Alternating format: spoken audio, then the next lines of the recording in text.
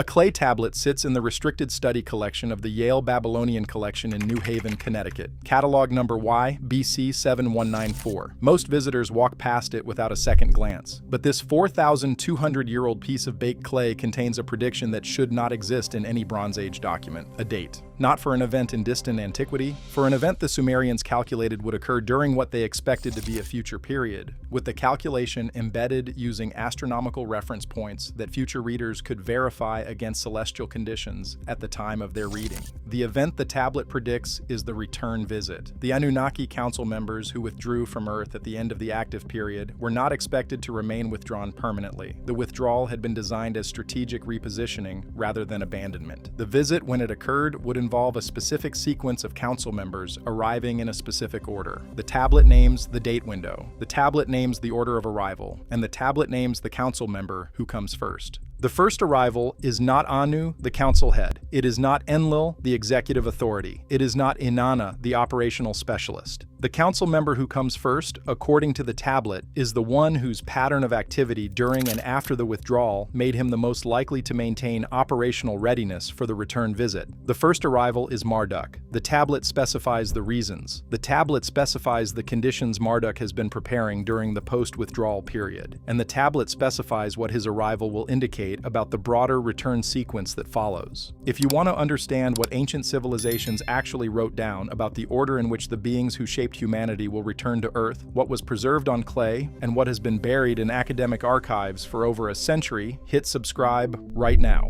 This channel covers the documents that mainstream archaeology has decided not to discuss, and YBC 7194 is the most specific ancient document I have ever encountered on the subject of the council return sequence and the specific date window during which the sequence is calculated to begin. The tablet was excavated from the Temple Library at Larsa in 1920 by an American expedition led by Albert T. Clay. Larsa was a major Sumerian city whose temple library held documents that the Sumerians considered institutionally important for transmission to future generations. The library specialized in what the Sumerian scribes called the prepared records, documents that addressed events anticipated to occur after the active Anunnaki period had ended. These tablets were preserved with particular care because the Sumerians expected that their successors might need access to the frameworks they contained during periods when the original Anunnaki context had been forgotten. YBC 7194 was cataloged among the prepared records. The tablet was shipped to Yale University in 1921 and placed in the Yale Babylonian collection's restricted study vault. It was placed under restriction because its content combined formal council documentation methodology with predictive framing involving specific named council members returning to Earth at calculated future dates. The early researchers could not reconcile the framework with the standard interpretation of post-withdrawal council activity as theological speculation rather than documented planning. The tablet was cataloged and stored. It was not prioritized for translation. In 1986, an American Assyriologist named Dr. Piotr Steinkeller at Harvard University completed a working translation of YBC 7194 as part of a broader study of Sumerian texts addressing future events. Steinkeller specialized in 3rd millennium Sumerian administrative and economic documents, and had spent his career working on the relationship between bureaucratic format and content. His notes on YBC 7194 are preserved in the Yale Babylonian Collection archive. He wrote, and I am quoting his archive notes directly, "This tablet preserves a predictive calculation regarding the return sequence of named Anunnaki council members to Earth,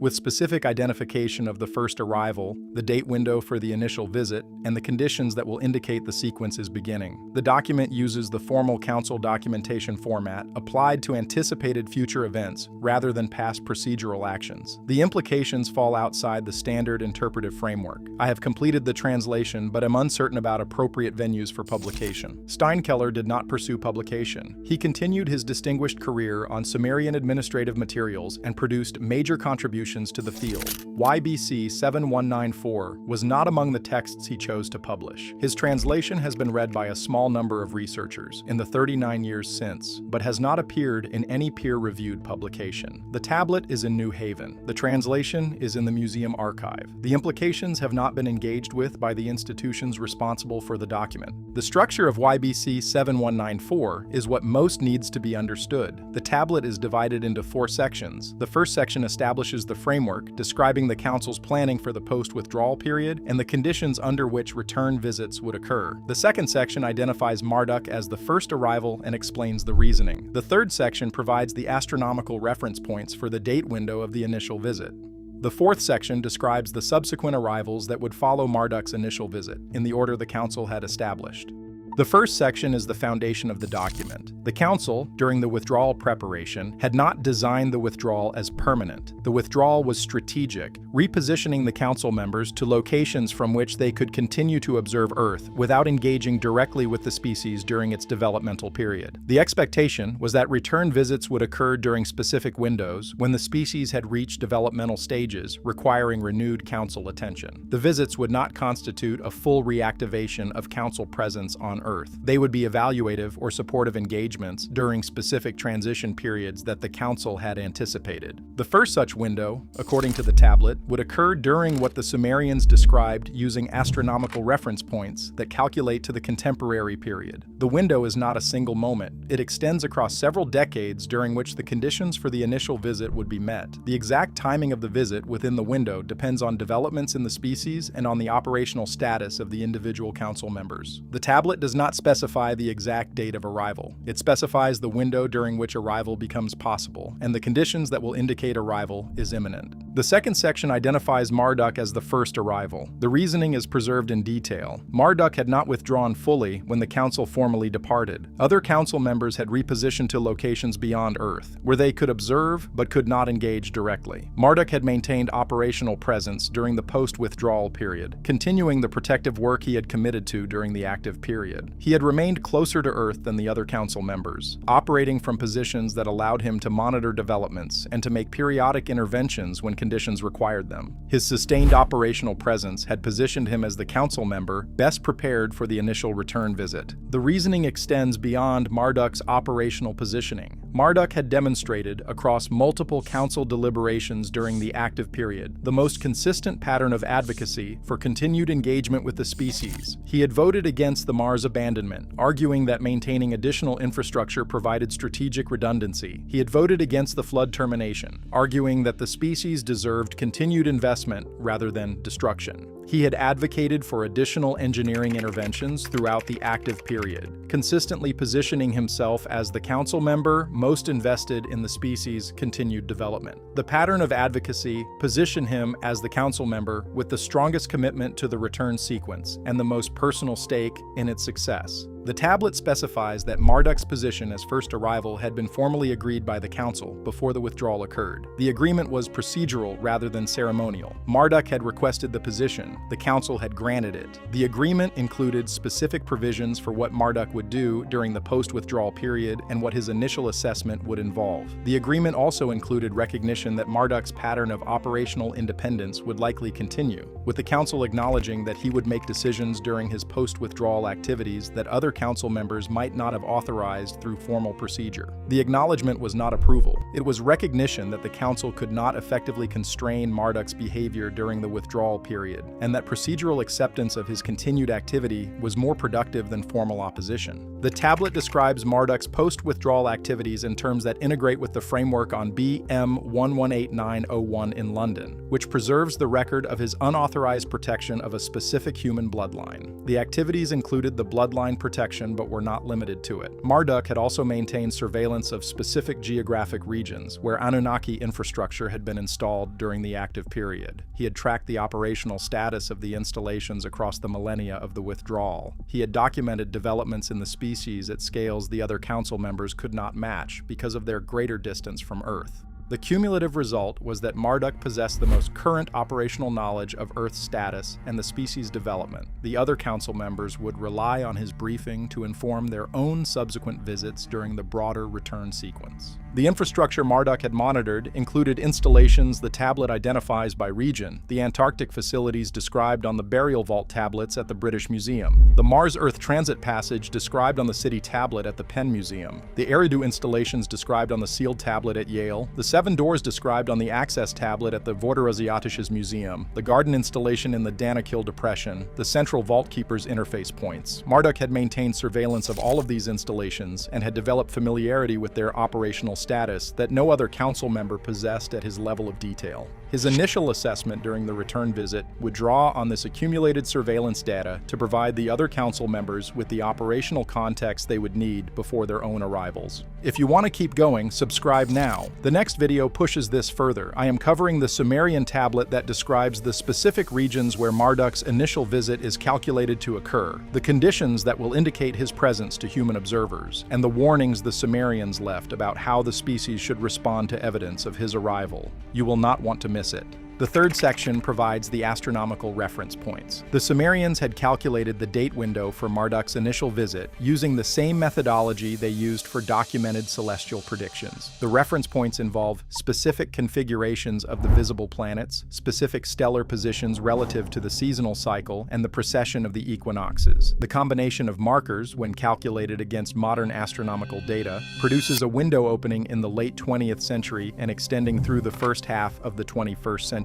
The window is currently in effect. The conditions for the initial visit are within their period of possibility. The tablet specifies the conditions that would indicate Marduk's arrival rather than predicting a specific moment. The conditions include observable changes in certain natural phenomena that the Sumerians had documented during previous visits in earlier active periods, atmospheric anomalies in specific regions, seismic patterns concentrated in geographic locations that the tablet identifies, behavioral changes in animal populations that share the trace recognition capability humans lost during the withdrawal. The conditions are subtle. They would be detectable through careful observation, but would not produce dramatic visible signs that would force institutional acknowledgement. The species reading the tablet during the window would have to pay attention to recognize what was occurring. The fourth section describes the subsequent arrivals that would follow Marduk's initial visit. The return sequence, according to the tablet, was designed to occur in a specific order with each subsequent arrival, depending on conditions established by the previous arrivals. Marduk's initial visit would establish operational readiness for the broader return. The second arrival would come after Marduk had completed his initial evaluation and confirmed that conditions warranted continued return sequence implementation. The third arrival would follow if the first two arrivals had produced positive assessments. The full sequence could extend across decades, with the council members arriving over a period rather than simultaneously. The second arrival, according to the tablet, would be Enki. The reasoning is preserved. Enki had been the engineer responsible for the modified human design and the council member with the most extensive history of unauthorized intervention on behalf of humanity. His arrival would constitute the most thorough evaluation of the species' developmental status because of his familiarity with the original design and his pattern of repeated interventions when he judged that the council's formal decisions had been incorrect. The tablet specifies that Enki's arrival would involve substantial assessment activities, including direct evaluation of how the species had developed since the modifications and how the unauthorized capability removals he had performed during withdrawal preparation had affected the species' actual functioning. Enki's assessment would also include reckoning with his own pattern of unauthorized decisions. The capability removals documented at the Tehran Museum, the Adapa engineering at the Berlin Museum, the flood warning that saved Utnapishtim against council policy, the accumulated pattern of decisions Enki had made on behalf of the species without consultation or authorization. His arrival during the return sequence would provide the species with the opportunity to encounter the council member whose decisions had shaped them most directly, including the decisions that had been made against the council's formal positions. The encounter would be evaluative on Enki's part and potentially confrontational on the species' part if the species recognized what Enki had done and held him accountable for the unauthorized actions.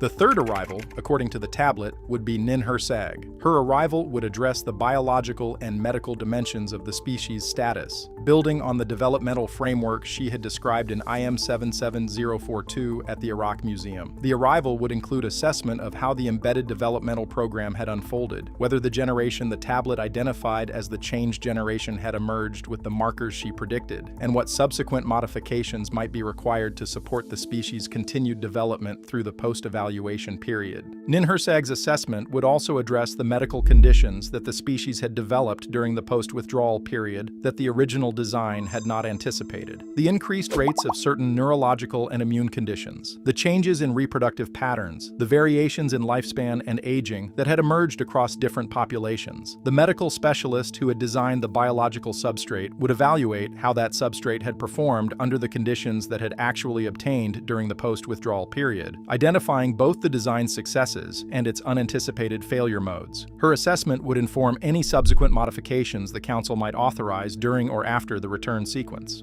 The fourth arrival, according to the tablet, would be Anu. The council head would arrive only after the previous 3 arrivals had completed their assessments and had provided their reports. Anu's arrival would constitute the formal evaluation that the council had authorized at the conclusion of the experiment, as preserved on AN-1924-273 at the Ashmolean Museum. His arrival would not be evaluative in the sense of additional data collection. It would be deliberative, with Anu drawing on the reports from Marduk, Enki, and Ninhursag to formulate the Council's formal position on the species' status and the Council's decisions regarding future engagement. The tablet does not specify what comes after Anu's arrival. The framework concludes with his deliberative visit and the Council's resulting decisions. The decisions could include continuation of Council engagement with the species, restoration of certain capabilities that had been removed during withdrawal preparation, formal acknowledgement of the species' independent development, or termination of Council involvement if the assessments concluded that continued engagement would not be productive. The range of possible outcomes is broad. The tablet specifies the procedural sequence that leads to the decisions, but does not predetermine what the decisions will be. I want to be precise about what this evidence does and does not establish. It does not prove that an Anunnaki Council return sequence is currently underway or imminent. The standard scientific framework does not provide for the existence of Council members maintaining operational positions beyond Earth, or for the return visits the framework describes. The astronomical reference points the tablet uses can be calculated against modern data, but the calculation produces a window rather than a specific event, and the framework requires acceptance of the broader Anunnaki framework that mainstream archaeology has not engaged with. Steinkeller's translation is unpublished and has not been peer-reviewed. But the tablet exists. The translation exists. The first-person council documentation format is internally consistent. The sequence of arrivals integrates with the broader Sumerian framework concerning the post-withdrawal activities of individual council members. The conditions for arrival the tablet specifies correspond loosely to observable phenomena that contemporary monitoring has detected without being able to fully explain. The framework's prediction that Marduk would arrive first is consistent with the framework on BM 118901, describing his unauthorized continuing protective work. The integration of multiple tablets in different museums across different national collections, all pointing at the same broader framework, is harder to explain through coincidence than any single document would be. The convergence between the tablet's framework and certain contemporary phenomena is striking. The atmospheric anomalies the tablet predicts as indicators of Marduk's arrival have correspondences in documented contemporary observations. Unusual phenomena in specific regions of the atmosphere that have not been fully integrated into standard explanations. Geographic clustering of certain anomalies that the tablet would predict as concentrated near the locations Marduk has historically maintained surveillance over. The convergences may be coincidental. They may reflect real correspondences between the framework's predictions and observable contemporary reality. The available evidence does not allow definitive determination either way. The specific contemporary indicators the tablet would identify include several documented phenomena. Reports of unusual aerial observations in regions where the tablet places Marduk's historical surveillance activity have increased substantially across recent decades. The reports include both visual observations and instrumental detections that mainstream frameworks have struggled to fully explain. The pattern is not uniform across all regions. It is concentrated in specific areas that correspond to the locations Marduk maintained operational presence at, according to the framework. The geographic concentration is one of the patterns the tablet would predict if Marduk's surveillance activity had increased during the lead-up to his initial visit. The behavioral changes in animal populations the tablet predicts have also been documented across recent decades. Multiple species have shown changes in migration patterns, social behavior, and physiological responses that biologists have documented but not fully explained through standard frameworks. The species showing the most dramatic changes are those that the tablet identifies as having retained the trace recognition capability that humans lost during the withdrawal. These species would be the first to detect Marduk's increased operational activity if his approach were occurring. The behavioral pattern across these species is consistent with what the framework would predict during the early phase of the initial visit. The seismic patterns the tablet identifies as indicators have similarly shown anomalies during recent decades. Specific geographic regions have experienced clusters of seismic activity that exceed standard predictive models. The regions overlap substantially with the locations the tablet identifies as concentration points for Anunnaki infrastructure that Marduk has been monitoring. The cumulative pattern of seismic anomalies in these regions is consistent with what the framework would predict during a transition from observation to active engagement at the monitored sites. The framework provides specific implications for contemporary readers. If the framework is accepted, the current period would constitute the early phase of the return sequence, rather than just the evaluation window AN-1924-273 describes. The two frameworks integrate. The evaluation is in progress, and the return sequence that follows the evaluation has begun with Marduk's initial visit during the same window. The species is being assessed and is also receiving its first return visit, with the visit being part of the assessment process, rather than separate from it. The framework places the contemporary period at a particularly significant point in the longer trajectory the Sumerian framework describes, with multiple anticipated events converging during the same window. The fourth section concludes with the conditions that would interrupt the return sequence. The Sumerians had built into the framework the possibility that the sequence would not complete if conditions warranted termination. Marduk's initial assessment could conclude that the species was not ready for continued engagement. The council would then defer the subsequent arrivals until a future window when conditions might be more favorable. Enki's assessment could similarly conclude that intervention was needed before the sequence continued. Ninhursag's assessment could identify biological developments that warranted modification before further engagement. Anu's deliberative arrival, if it occurred, would synthesize the previous reports, but could also conclude that the sequence should be terminated rather than completed. The closing passage of the tablet, in Steinkeller's translation, addresses contemporary readers directly. The Sumerian scribes wrote, "Those who read this during the window, we have calculated should know that Marduk has the responsibility for the initial assessment. He will arrive first. His arrival may not be dramatic. He has maintained operational presence throughout the withdrawal period, and his arrival represents a transition from observation to engagement rather than a sudden appearance from elsewhere. The conditions you observe may be subtle. The anomalies you notice may not be attributed to his presence by institutional frameworks that have not been informed of his existence. Pay attention to what you notice. Do not require institutional confirmation before acknowledging what you observe. Marduk has been with you longer than your civilizations have existed. His arrival in the formal sense begins his transition to direct engagement. The subsequent arrivals depend on what he reports. Make the conditions he encounters such that his report is favorable. The choice is collective and individual at once. The choice is collective and individual at once.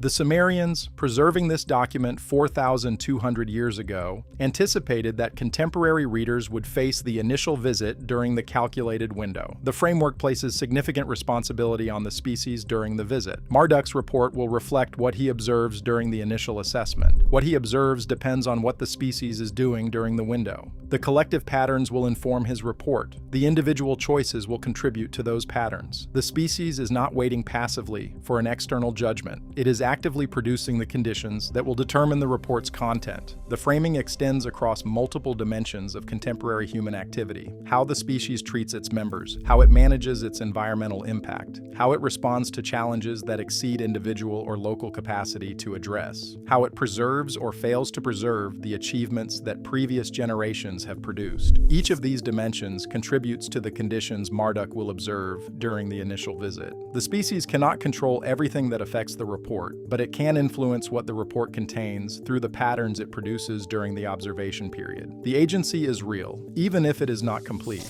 The institutional response to YBC 7194 has been silence. The tablet has been preserved at Yale for over a century without producing engagement with its framework. Steinkeller's translation has not been published. The tablet sits in New Haven alongside the other Sumerian documents whose implications mainstream archaeology has chosen not to engage with. The framework's predictions, calculated to the contemporary period, have not been investigated through systematic observation that would test whether the conditions for Marduk's arrival are present in current data. I am not telling you that an Anunnaki council member named Marduk is currently arriving on Earth as the first of a sequenced return of council members who withdrew at the end of the active period. I am telling you that a Sumerian tablet, preserved in the format used for formal council documentation, describes such a return sequence in specific terms, identifies Marduk as the first arrival with specific reasoning, embeds astronomical reference points that calculate to the contemporary period, and provides guidance for readers who would be living during the calculated window. The conventional explanations may be correct, treating the framework as theological speculation. The Sumerian framework may be correct, treating it as documented planning whose implementation is currently underway, or both may be partially correct. The tablet sits in New Haven. The translation sits in the museum archive. The astronomical reference points remain calculable against modern celestial data. The window the calculation produces remains open. Marduk's pattern of post-withdrawal activity, as preserved in BM 118901 in London, suggests that he has been engaged with Earth throughout the withdrawal period, rather than absent from it. His formal arrival in the return sequence on this framework represents a transition rather than an appearance. The transition may already be in progress. The conditions that would indicate it is occurring are present in observable form for any researcher willing to pay attention to what the framework describes. That is the story of the Sumerian tablet that names the date the Earth will be visited again and who comes first. The first arrival is Marduk. The date is a window. The window is the current period. The subsequent arrivals depend on what Marduk reports. The framework integrates with multiple other Sumerian documents that preserve different aspects of the broader return planning. Whether the framework is accepted or not, the conditions it describes for the initial arrival are within the period the Sumerians calculated. The contemporary period is, on this framework, the period when the return sequence begins. The species reading the tablet is the species the sequence concerns. If you want more, subscribe now. Next week, I am covering the Sumerian tablet that describes the specific locations where Marduk's initial assessment is calculated to focus, the categories of human activity he will observe most closely, and the criteria he will use to determine whether his report justifies continuing the return sequence to the subsequent arrivals. The video is on screen now. Click it.